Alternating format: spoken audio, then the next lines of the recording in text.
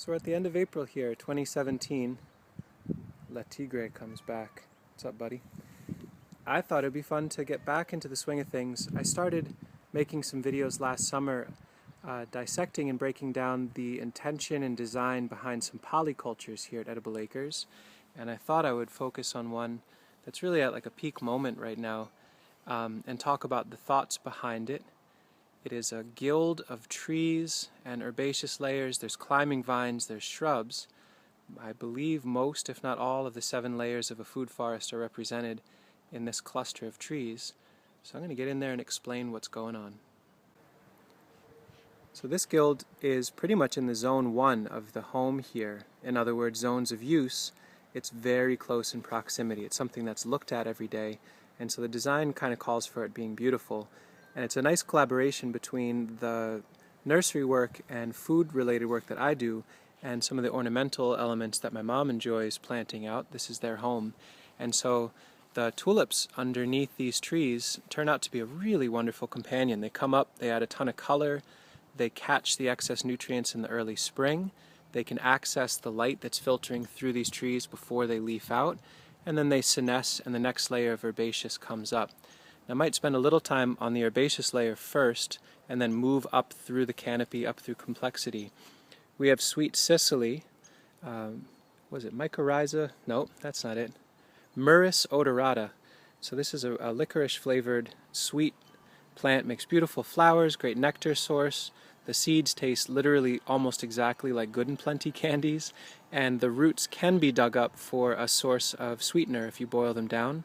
In this polyculture, they are not going to be dug up, for they are the ground cover, taprooting nutrient accumulator, lawn protectors for their overstory companion, which is a peach. And let's see here, there's irises that are all throughout. They're acting again as herbaceous layer elements. They've got really robust shallow root systems, so they can occupy similar spaces to the sweet Cicely. There's a lot of compatibility in the herbaceous layer here. And, you know, food and function aside, the tulips are just absolutely beautiful. And they're showy for right now. One thing I want to do before I get into the trees and the specifics of the layout is talk a little bit about time horizon. When you design polycultures and guilds, there's something to be said for not just what's it going to do year 1, year 2, but can I install something that has value and import and aggregates nutrients and productivity and resiliency over years. And this whole guild, if you can imagine, in 2008 there was 1, 2, 3 white pines, large white pines. In fact, they were part of this contiguous row. They were cut down because they were older. They were starting to lean into the power lines. At some point, these other white pines may come down. I hope we don't have to do it anytime soon. But we had them cut down. We had the boards milled up. My dad turned them into beautiful furniture. I made biochar out of the tops. And we left the stumps high, didn't dig anything out, and left all of those root systems to rot away, and then facilitated succession, facilitated what was next. And in this case, the dominant overstory elements that were designed in were, and this is the southernmost part, so this is due south, due north. A giant hybrid chestnut tree was planted, a little baby seedling, a bunch of years ago, starting to make nuts now, it's old enough.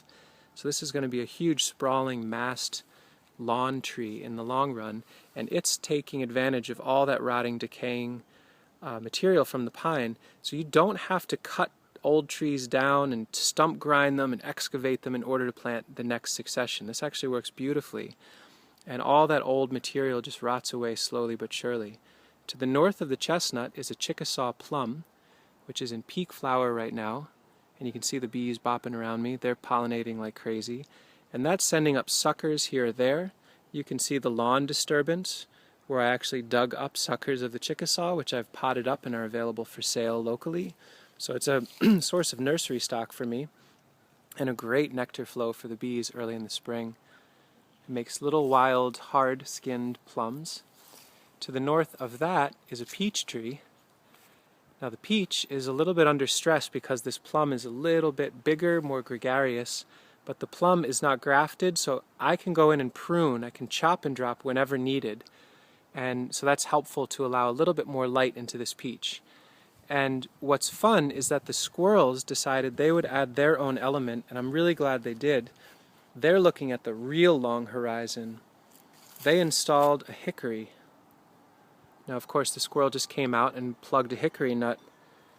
It must have known that the rotting stump of the pine was an appropriate place.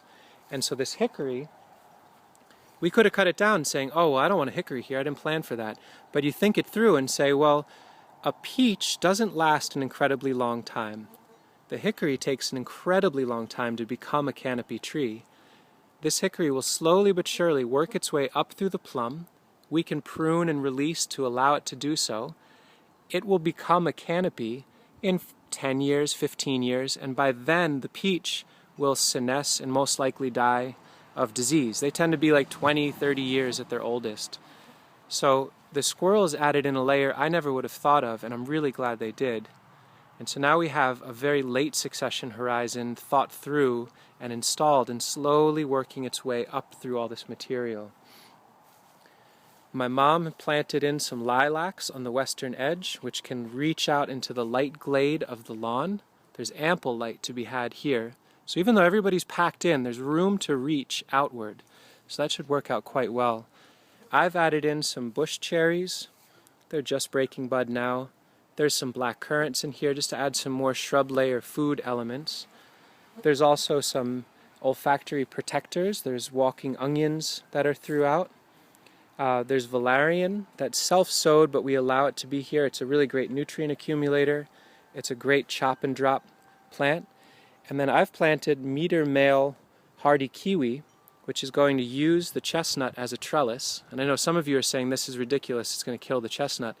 But I can cut it every year to take cuttings to root for my nursery, and it can pollinate the female, which is on its own trellis just to the east of it.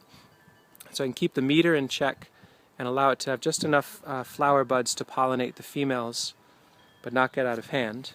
Playing with fire there, I get that. And then underneath the chestnut are pawpaws that I seeded out a ways ago. I dug up a lot of them, but I left a handful.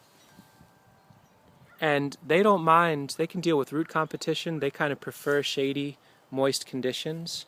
In fact, I'm seeing, here's another little pawpaw coming up. There are a bunch in there. They'll slowly work their way up through the valerian and pop up. And it'll just be a little tangle, a little thicket of pawpaws underneath the huge chestnut in the years to come. They're on the southern edge, so they again can reach out to the light.